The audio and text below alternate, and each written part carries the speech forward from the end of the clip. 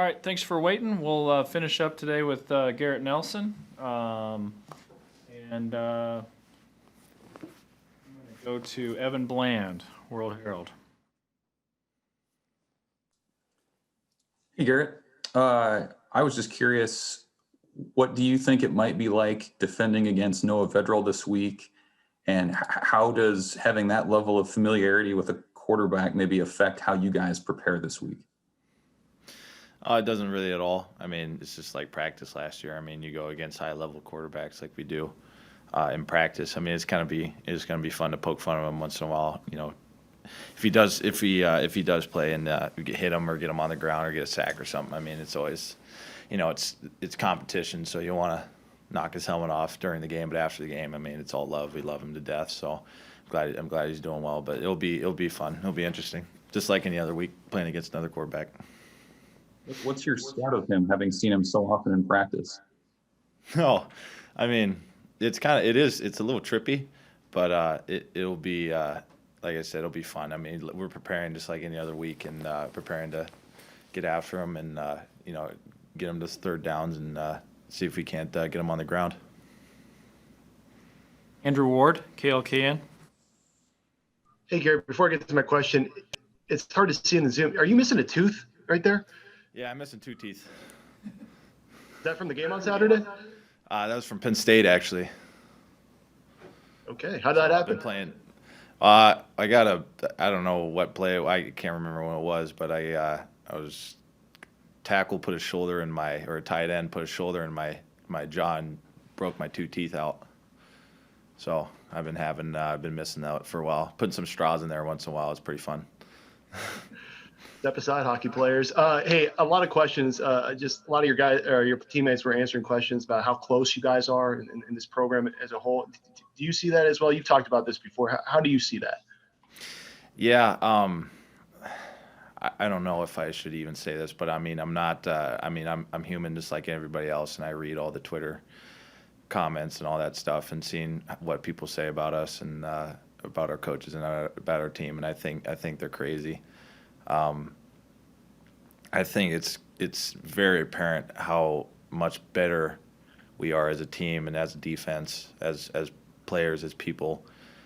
We are with the staff, with what we're doing in practice every day, especially these last 3 or 4 weeks, figuring out how to become a team, how to be a good defense, how to be a great defense.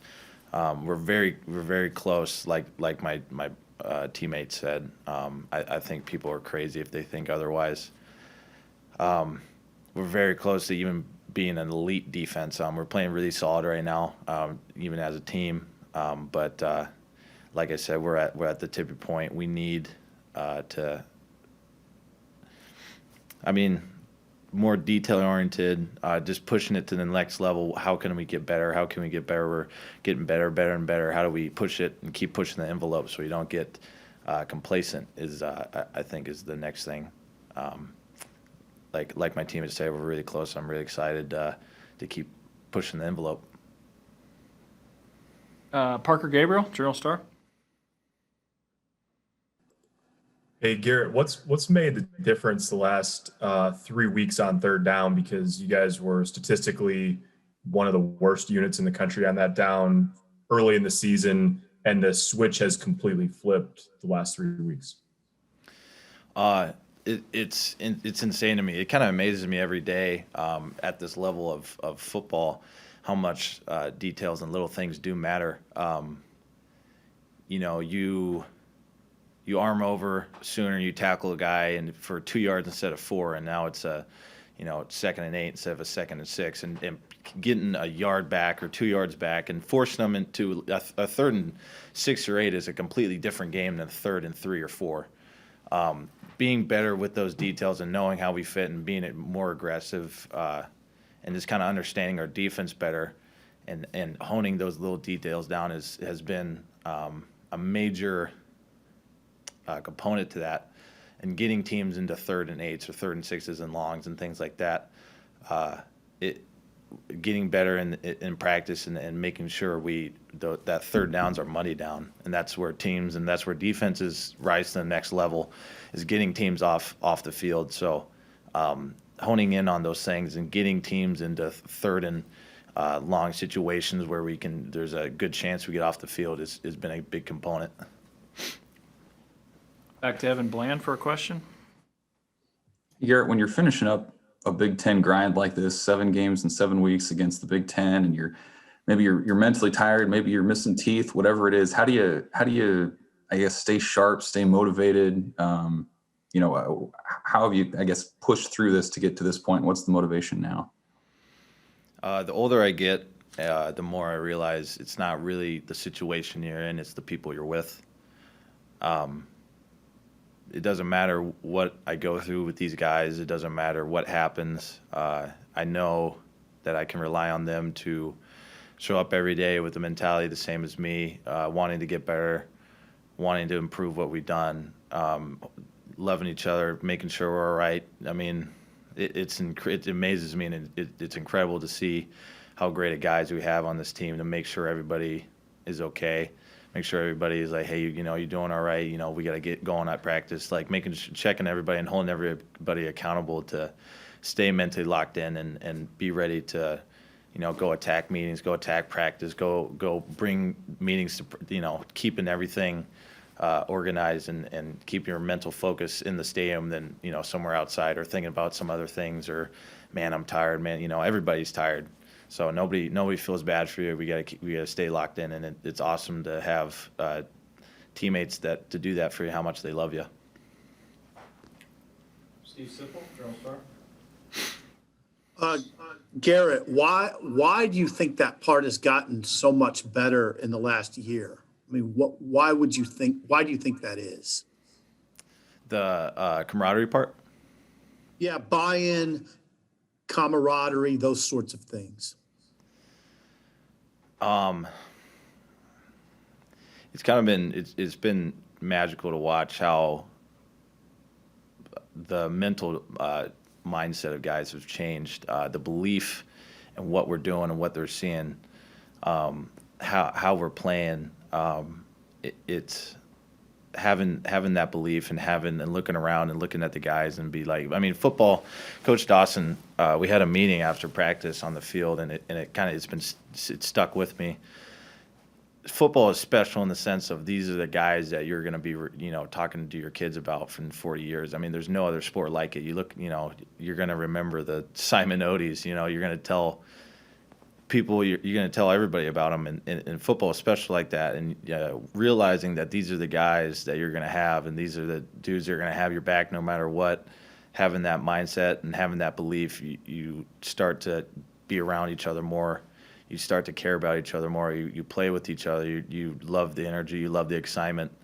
And living in that kind of shifted the mindset in this whole year of being with each other constantly, especially through all this weird year, these trying times. The love for one another definitely where it was expressed, and it has been and will continue to be expressed for a very long time, especially during this year. And it's been awesome to be around all these guys during the year. And I don't know what it was, but I think it was just the belief and the mindset that these guys had every day in the shift. Sort of shifting gears, did Minnesota, Garrett, surprise you at all? I mean, considering they were down 33 guys, did they catch you by surprise at all with how efficient they were? No, I mean we knew they were one of the best, if not the best, rushing offense in the Big Ten, and probably top whatever in the country. We knew that going in, and besides, I think it was 3 runs. I think we did really well. I held them. Besides those 3 extra runs that they broke out, I think we held them under 100 some yards. So, like I said, those details that we hone on every week do matter. They obviously get brought up in these games like these big games. I mean, a Big Ten opponent's a Big Ten opponent. We're one of the best conferences in the country, so you can't just breeze by everybody, and we know that, and we tell each other that every day, every week, and we knew that going in. Okay, thank you. Yep. 2 more quick ones for Garrett. Mitch Sherman, The Athletic. Hey, Garrett, I asked Ty Robinson about this. Would like your opinion too on potentially playing another year with these guys on defense, these seniors. Have you gone to any of those guys and expressed that, you'd like 12, 13 more games with them? They all know it. I don't have to tell them. They feel that like I said, the love that we have for them and the appreciation we have for them, and they know how good we are now and how good we can be if they stick around for another year. And if the time's right with different guys expressing that, but I know that every single one of them feel how much they mean to us and how much we would love them to have them back.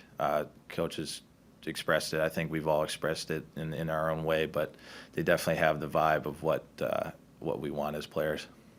How do you view it yourself? I mean, do you look at this like, I got 3 years left after this season? Or, I mean, are you like, hey, I'm a typical junior next year? I'm just curious for an underclassman, like how you view this eligibility freeze. I'm just playing football. I don't know. I'm just going. I mean, yeah, no. I mean, I'm just happy to be here, man. Playing football, having fun. Trying to make as much as possible every game, every week, every practice. So, haven't really thought about it. Finish up, Garrett, with Andy Kendi.